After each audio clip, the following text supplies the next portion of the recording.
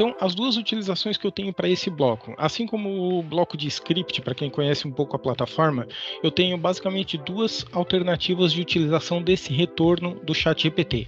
Ou eu envio o retorno dessa requisição como uma mensagem, que é isso daqui que vocês estão vendo agora. Eu pego essa requisição aqui, eu pego esse prompt, mando para a OpenAI e o retorno dela vira uma mensagem, que efetivamente é mandada aqui para o cliente, que é o que a gente está fazendo aqui, ou eu armazeno isso numa variável. Por que eu tenho essa opção de armazenar numa variável?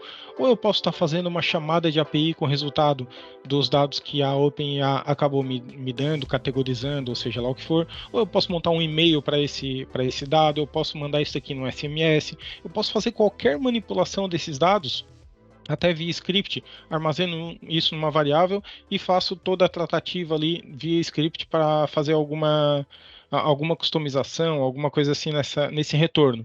Então eu tenho esses dois caminhos. Ou ele exibe para o teu cliente como uma mensagem, que é o que a gente está vendo, ou eu armazeno isso numa variável. Nesse exemplo aqui, vamos dizer que eu quero armazenar isso numa variável, eu vou botar aqui isso daqui, vai para a variável chamada retorno, e vou botar aqui o retorno. Vou botar aqui a minha variável retorno. Se eu não ligo esse cara aqui, como eu estou armazenando, como eu estou armazenando isso daqui numa variável, eu vou iniciar esse bot aqui, vou dar o meu nome, as coisas vão acontecer e nada vai vir para cá. Deixa eu até mudar a temperatura desse carinha aqui, porque ele está demorando demais.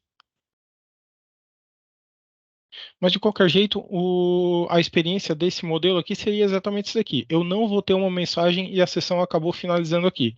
Se eu entrar nela de novo, o bot vai reiniciar porque a sessão finalizou aqui. Como o bloco ChatGPT não tem nenhum caminho depois da tratativa, ele finaliza ali. Se eu fizer isso daqui e ligar em um bloco que manipula essa variável que eu acabei de gravar, vou só botar meu nome aqui, ele vai fazer a consulta que está lá descrita no prompt, não vai exibir uma mensagem nesse step aqui, mas finalizando esse step, ele vai para o meu step de texto, que seria esse carinha aqui. Chegando aqui, ele vai exibir a mensagem de acordo com a resposta da plataforma. Então, essas são as duas principais utilizações desse bloco. Ou ele serve para envio de mensagem, ou ele grava uma variável. Deixa eu ver. Tem aqui a edição do prompt. E eu tenho outro item aqui que é o manter contexto. O manter contexto ele não vai funcionar para armazenamento de variável, porque a variável eu armazenei, eu tenho que tratar ela posteriormente a isso. Se eu estou trabalhando com mensagem, eu tenho a opção de manter o contexto. Manter o contexto é a funcionalidade de recursividade que a gente já falou em alguns blog posts ali. É como se fosse uma continuação da conversa. Vocês vão ter isso muito nativo aqui no ChatGPT mesmo. Eu posso perguntar, como acabou a Primeira Guerra Mundial? Ele vai gerar um texto aqui. Era para mim ter botado em poucas palavras, essa parte aqui é um pouco mais lentinha, mas o contexto seria basicamente eu chegar e possibilitar perguntar e a segunda? Vou esperar ele terminar. Eu não preciso dizer o que é a segunda aqui. Ele sabe que o contexto que eu estou falando era a Primeira Guerra Mundial. Então ele entende isso como uma continuação da conversa anterior e segue o assunto na mesma coisa. Então, se eu faço a segunda, que foi o que eu falei, como é que acabou a Segunda Guerra Mundial? Então ele quer saber como é que se terminou a Segunda Guerra Mundial.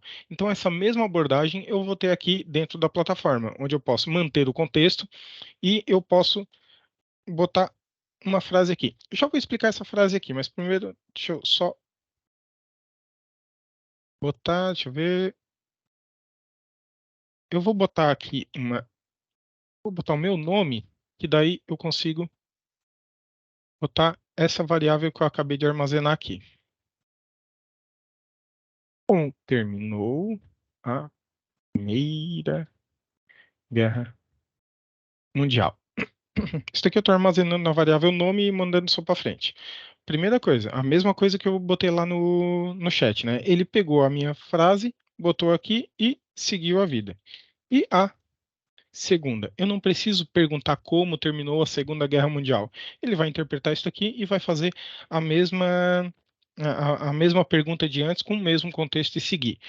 Qual é o problema que a gente enxergou aqui nessa abordagem de recursividade? Eu não tenho uma válvula de escape para essa sessão. Eu tenho um looping, vamos dizer assim, que o cliente fica travado nessa sessão até quando ele finalizar ou quando ele desistir e abordar, aliás, e expirar a sessão. Então ele não tem como sair daqui. Para resolver isso daqui, a gente botou um gatilho de saída que é como se fossem palavras que o teu cliente pode mandar para sair daquele looping de dentro da plataforma. Então, como eu tenho aqui por padrão a palavra cancelar e sair, é indicado aqui que seja evidenciado para o cliente, né? Para sair, digite sair. Simplesmente uma indicação para ele como é que ele faz para sair dessa rodada de perguntas. Então, como terminou a Primeira Guerra Mundial. Fiquem preocupados com erros de português. Aqui ele vai acabar concatenando essa instrução que a gente bota ali. Se eu quiser continuar, eu sigo aqui.